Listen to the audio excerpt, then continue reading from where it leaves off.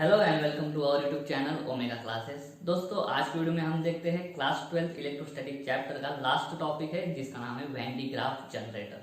ठीक है, तो वैन डी ग्राफ जनरेटर होता क्या है, वो काम कैसे करता है, यूज क्यों करते हैं, ठीक है, उसका वर्किंग वगैरह सब हम पढ़ेंगे, कंस्ट्रक्शन भी पढ़ेंगे। ठीक है, तो वैन डी ग्राफ जनरेटर सबसे पहले एक डिवाइस पढ़ रहे हैं तो उसका यूज हम पढ़ लेते हैं। यूज क्या है, तो उसका यूज है टू प्रोड्यूस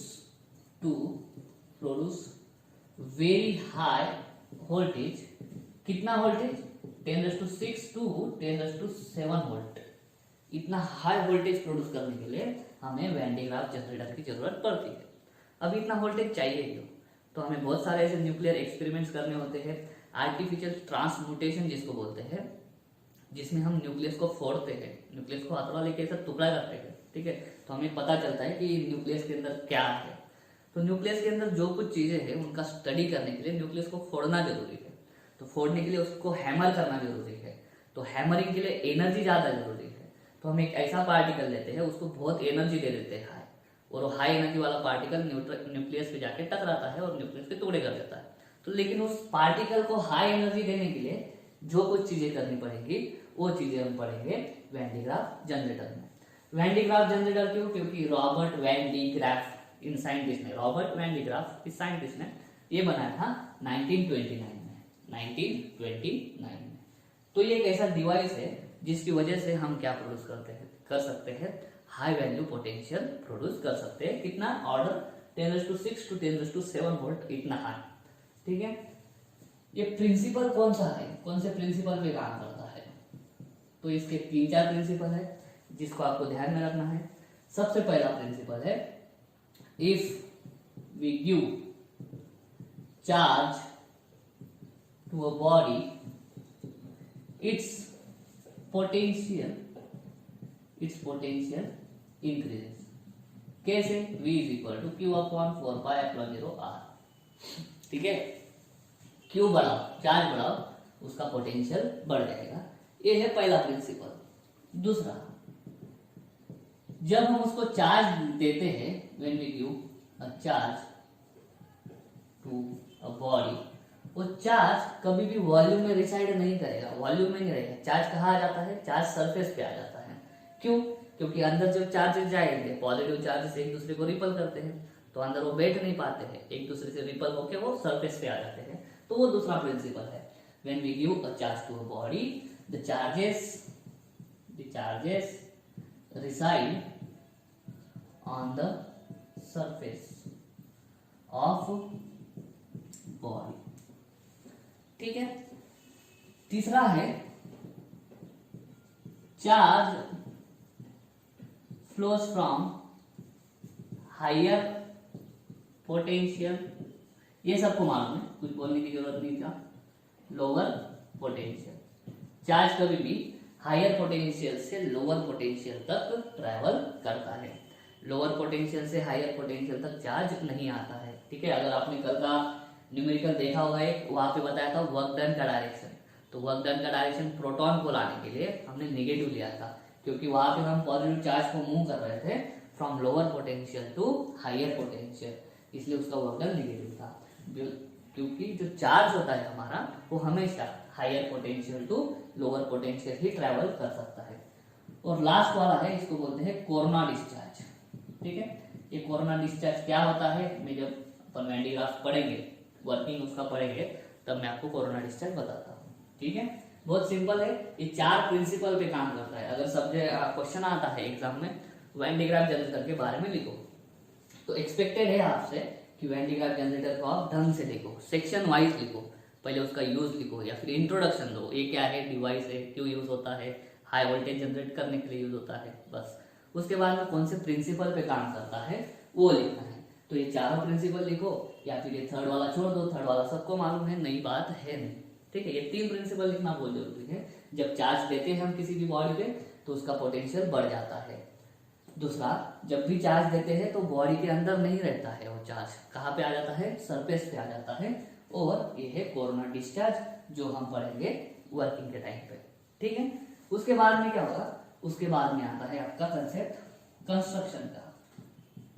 और जैसे ही कंस्ट्रक्शन लिखोगे, कंस्ट्रक्शन में आपको डायग्राम ड्रॉ करना है। तो डायग्राम ड्रॉ कैसे होगी, तो बहुत ही सिंपल है, मैं बताऊंगा, डायग्राम ड्रॉ करते रहूंगा, समझ में आ जाएगा। एक हॉलो मेटल होता है इस शेप में, ठीक है, या फिर ऐसा भी होता है, आपकी जो डायग्राम है बुक की डायग्राम उसमें ऐसा दिया है। शेप हम डिसाइड कर सकते हैं कैसे भी, लेकिन हॉलो होना चाहिए, मेटल का होना चाहिए, ठीक है।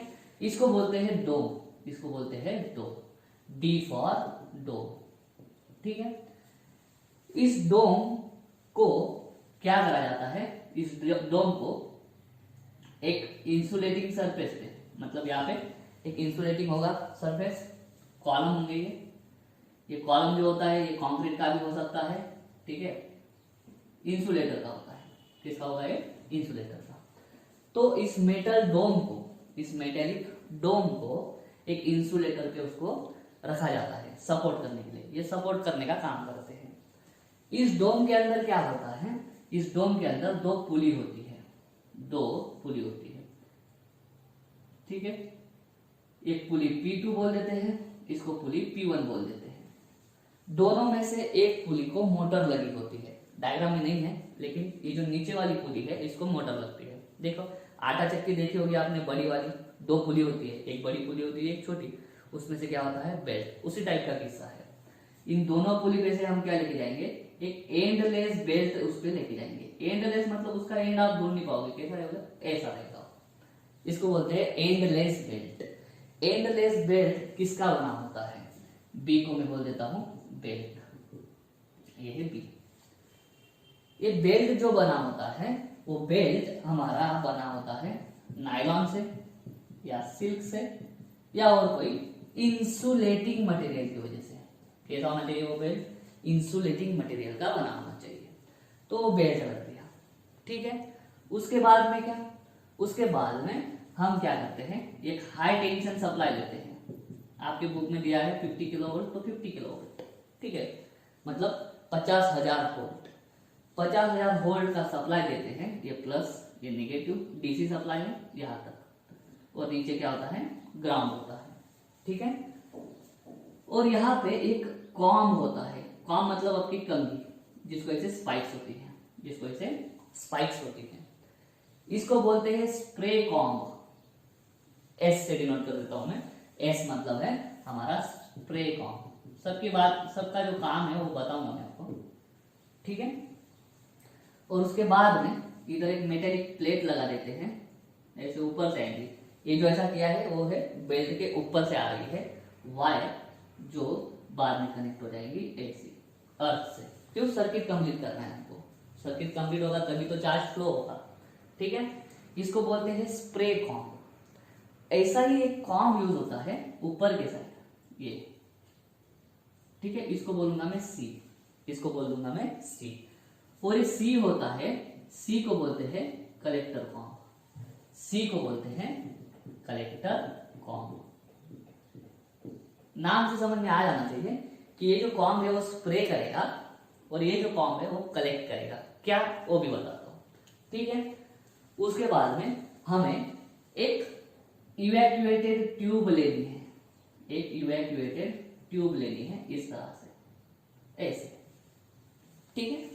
इस इवैक्यूएटेड ट्यूब के अंदर क्या होगा, एक आयन प्रोड्यूसर होगा, एक आयन प्रोड्यूसर सर्किट होगा, जिससे आयन बनेगा, जिससे आयन बनेगा। और एक आयन प्रोड्यूसर जो है वो इससे कनेक्ट होगा डोम से, ठीक है। और मान लो हम ये वैन डायग्राफ यूज कर रहे हैं न्यूक्लियस को तोड़ने के लिए, तो ये प्लेट होगी नीचे, प्लेट पे छोटा सा न्यूक्लियस है, ये प्लेट को मैंने ग्राउंड कर दिया, प्लेट को मैंने कर दिया है ग्राउंड, ठीक है। देखो कंस्ट्रक्शन फिर से बताता हूँ आपको, आपके वर्ड्स में देखना है, ठीक है, या फिर इंग्लिश में सुनना चाहते हो तो सुनो। देखो क्या होता है, it consist of a very big hollow metallic dome shaped conductor, very big hollow metallic dome shaped conductor as shown in the structure या फिर in the assembly there are two pulleys, one is P1 and P2. The pulley P1 is driven by motor, pulley P1 is driven by motor. An endless insulating belt made up of nylon or silk is placed on the pulley so that when pulley rotates the blade जो belt है the belt will revolve, ठीक है। उसके बाद में S is the comb called spray comb. It will spray charges on the belt. C is called collector comb because it will collect the charges from the belt. This is high tension supply of 50 kilovolt which will give charges to the belt through this comb, ठीक है। This metallic plate, this M is a metallic plate.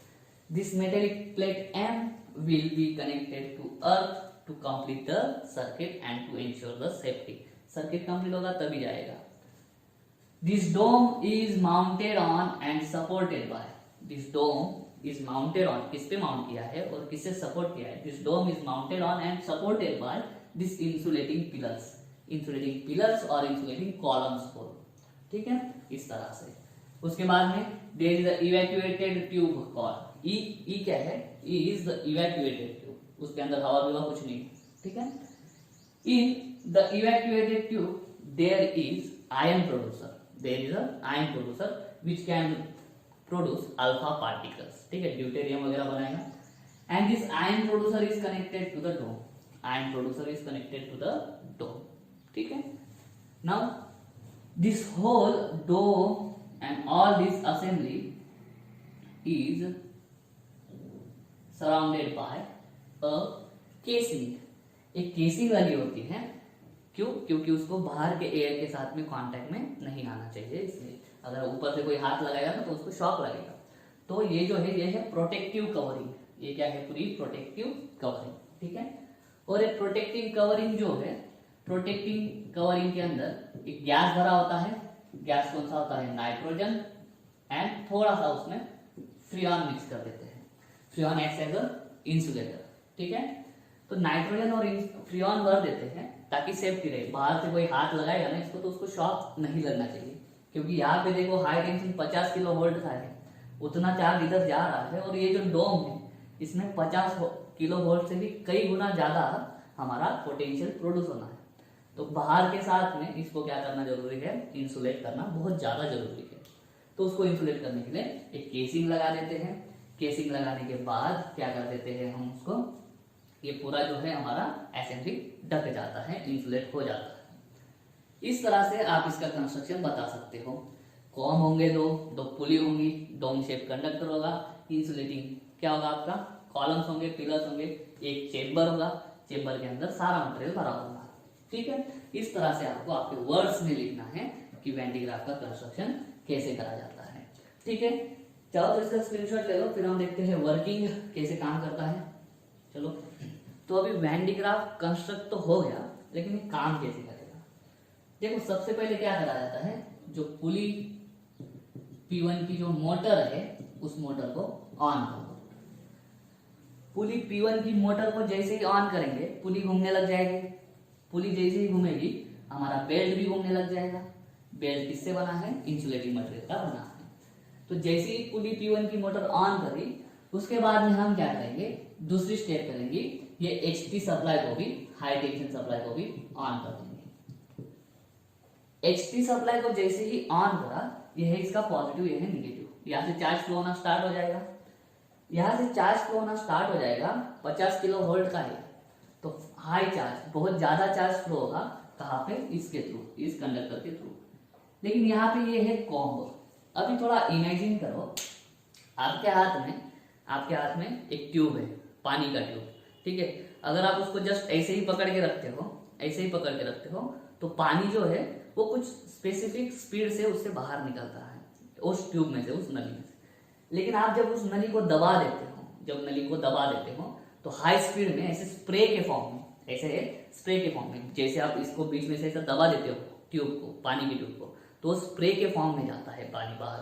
तो वही हो रहा है, यहाँ से high charges आ रहे हैं लेकिन यहाँ पे सरफेस एरिया बहुत कम है। देखो ऐसा है, मान लो ऐसा कुछ पोर्शन है, ठीक है, ऐसा यहाँ पे बहुत सारे चार्जेस भरे जा रहे हैं, बहुत सारे चार्जेस, ठीक है। और एक बात हमेशा ध्यान में रखना, कुछ चीजें हो जो आप अभी सीखोगे, ये जो कॉर्नर्स होते हैं ना, इन कॉर्नर्स पे सिग्मा बहुत ज्यादा होती है। सिग्मा बहुत ज्यादा मतलब क्या? इनके एरियाज बहुत छोटे छोटे हैं, लेकिन यहाँ पे जो चार्जेस है वो चार्जेस बहुत क्राउडेड होते हैं, और यहाँ पे चार्जेस एक दूसरे से वेल सेपरेटेड है। क्यों वेल सेपरेटेड है? क्योंकि यहाँ पे इन दोनों के बीच में जो रिपल्शन है, उस रिपल्शन की वजह से वो एक दूसरे से दूर हटते हैं, और दूर हटने के लिए उनके पास जगह अवेलेबल भी है, सरफेस अवेलेबल भी है, इसलिए आराम से एक दूसरे से वो दूर हट जाते हैं। लेकिन यहाँ पे एरिया बहुत कम है, यहाँ पे एरिया बहुत कम है, तो यहाँ से चार्जेस का सप्लाई तो चल रहा, ठीक है, तो चार्जेस तो आने ही आने हैं इस पे। लेकिन जैसे ही वो यहाँ पे आते हैं, ये एक दूसरे को रिपल करते हैं, लेकिन रिपल होने के लिए उनके पास जगह है नहीं, ठीक है, रिपल होने के लिए उनके पास जगह है नहीं। ये बाहर हवा है, हवा की डायरेक्ट स्ट्रेंथ होती है 3 × 10⁶, तो हवा में तो वो निगेटिव चार्ज वो पॉजिटिव चार्ज तो हवा में जा नहीं सकते, हवा को आयोनाइज नहीं कर सकते थोड़े से चार्ज, तो हमको क्या करना है, और बाद में इधर क्या है आपका इंसुलेटिंग घूम रहा है, तो जैसे ही यहाँ से आता है हमारा बहुत चार्जेस का फ्लो, ये जो है यहाँ से एक पर्टिकुलर टाइम आने के बाद ये जो चार्जेस है हमारे पॉजिटिव एकदम ऐसे स्प्रे के फॉर्म में आने लग जाते हैं, ऐसे स्प्रे के फॉर्म में आने लग जाते हैं। तो ये जो स्प्रे के फॉर्म में बाहर चार्जेस आ रहे हैं, क्यों? ये इधर अभी ये पॉजिटिव है इधर से, तो आजू बाजू की हवा कुछ टाइम के बाद क्या हो जाएंगी, निगेटिव हो जाएंगी, बेल्ट निगेटिव पोटेंशियल पे आ जाएगा इसके कंपैरिजन में, और ये निगेटिव पोटेंशियल है, ये पॉजिटिव पोटेंशियल है, ये लोअर पोटेंशियल है, ये हायर पोटेंशियल है, यहाँ का चार्ज बेल्ट पे ट्रांसफर हो जाएगा। बेल्ट पे ट्रांसफर कैसे होगा? तो स्प्रे के फॉर्म में, इस कॉम में से ऐसे चार्ज स्प्रे के फॉर्म में निकलेंगे हाई स्पीड में, वेरी हाई स्पीड में।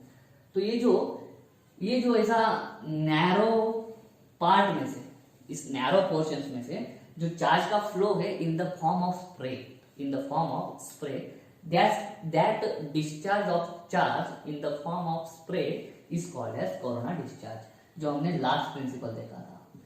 तो कोरोना डिस्चार्ज वही होता है, the discharge of the charge, the discharge मतलब बाहर फेंकना किसको, चार्ज को, in the form of spray, that discharge is called as corona discharge, ठीक है।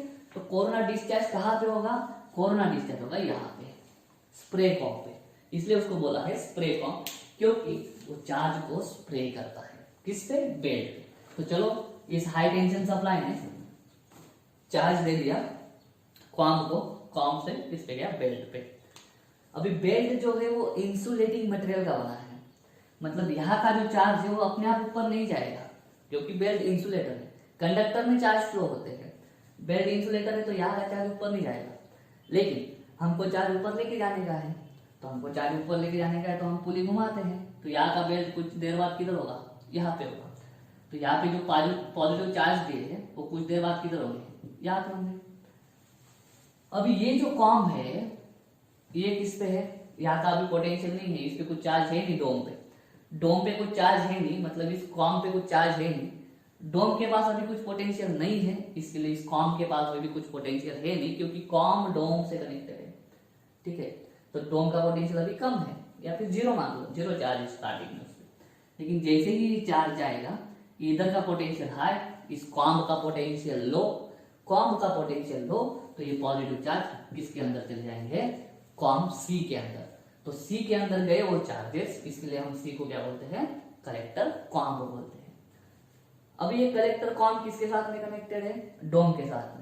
तो ये कलेक्टर कॉम जितना भी चार्ज कलेक्ट करेगा वो डोम को दे देगा, और अभी डोम क्या करेगा, तो प्रिंसिपल, सेकंड प्रिंसिपल हमने देखा था कि जितना भी चार्ज आप उसको दोगे डोम को, अंदर के साइड में डोम क्या करता है, वो चार्जेस किधर, आउटर सरफेस पे ले आता है, किधर लेके आता है वो, आउटर सरफेस पे। तो आउटर सरफेस पे चार्ज है, अंदर अभी कुछ भी चार्ज है नहीं, तो आउटर साइड का पोटेंशियल है, अंदर साइड भी पोटेंशियल, इस कॉम सी के पास भी अभी पोटेंशियल आ गया, क्यों, क्योंकि कॉम सी किसके पास कनेक्टेड है, डोम से कनेक्टेड है, डोम का जो पोटेंशियल वही कॉम का पोटेंशियल, ठीक है, ओके। यहाँ तक आ गया, मतलब हमने अभी तक क्या करा, सिर्फ यहाँ का चार्ज उधर ट्रांसफर कर दिया, ठीक है। अभी यहाँ का चार्ज ट्रांसफर करने की वजह से मान लो कितना पोटेंशियल हो गया, V जितना, कितना पोटेंशियल हो गया, V जितना, ठीक है। इधर सरफेस देखो, सरफेस पे जितना पोटेंशियल होता है स्फेरिकल बॉडी में चार्जेस है, यहाँ पे कंसेप्ट क्लियर कर लो आप, Q चार्ज, ये टोटल चार्ज कितना है, Q है सरफेस पे।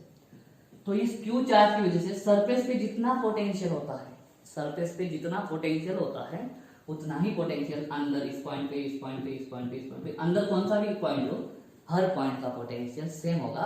और वो कितना होगा, जितना पोटेंशियल सरफेस पे उतना ही पोटेंशियल अंदर।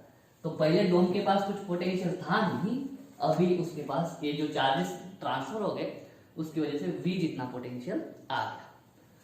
तो अभी और उसमें चार्ज नहीं दे सकते क्या, तो जरूर देंगे। कैसे होगा देखो, वापस यहाँ से पॉजिटिव चार्ज गया, ऊपर गया, अभी इस पॉइंट पे, ठीक है, जैसे ही अंदर जाता है यहाँ पे चार्जेस जो पहले से थे उसकी वजह से पोटेंशियल कितना v, अभी ये कुछ चार्जेस आ गए, तो डोम के अंदर के साइड का पोटेंशियल क्या, ये ऑलरेडी वाला v, और इन चार्जेस की वजह से पहला प्रिंसिपल, चार्ज जैसे बढ़ेगा वैसे पोटेंशियल भी बढ़ेगा।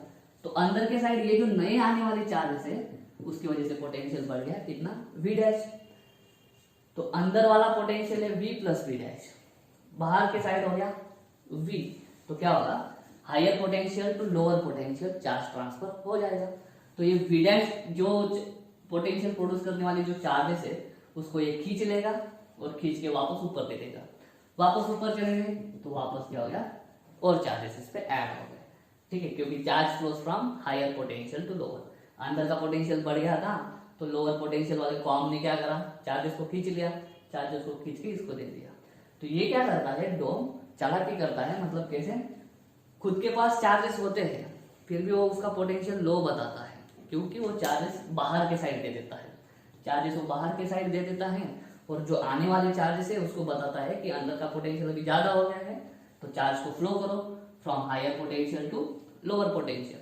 तो higher potential to lower potential हो गया, चार्जेस दे दिए उसको, वो इकट्ठा करके छुपा देता है, कौन से साइड पे, बाहर के साइड पे। ऐसे हम कंटिन्यूअसली यहाँ से चार्ज स्प्रे करते रहेंगे, ये कलेक्ट करता रहेगा, ये छुपाता रहेगा।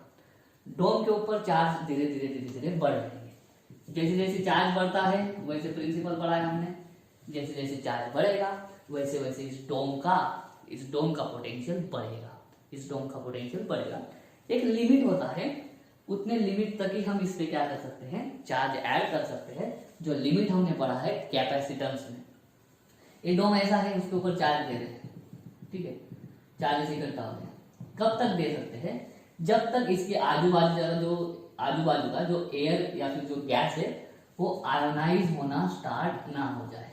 कैपेसिटेंस में हमने पढ़ा था, जैसे ही ज्यादा चार्जेस हम ऐड करते जाते हैं, बाजू का जो एयर होता है उस एयर का आयोनाइजेशन स्टार्ट होने लग जाता है। तो एयर का आयोनाइजेशन जब स्टार्ट हो गया तो मान लो यहाँ पे गैस का आयोनाइजेशन होना स्टार्ट हो जाएगा। तो गैस का आयोनाइजेशन जैसे ही होना स्टार्ट हो जाएगा, आपको समझ जाना है कि और इसका पोटेंशियल डोम का हम नहीं बढ़ा सकते हैं, ठीक है। लेकिन तब तक हम इस डोम का पोटेंशियल बहुत ज्यादा बढ़ा चुके होते हैं, 10⁶ to 10⁷, कैसे यहाँ से कंटिन्यूसली चार्ज सप्लाई करके। तो अभी जो हाई पोटेंशियल वाला डोम है उस डोम को कौन कनेक्टेड है, यहाँ पे देखो, ये कौन है, आयन प्रोड्यूसर।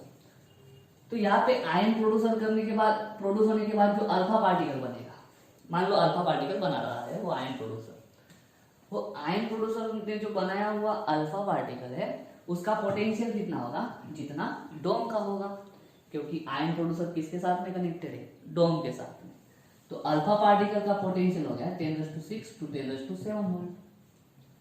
अल्फा पार्टिकल भी कुछ ना कुछ चार्ज होता है पॉजिटिव, तो एनर्जी कितनी होती है, एनर्जी होती है V × Q।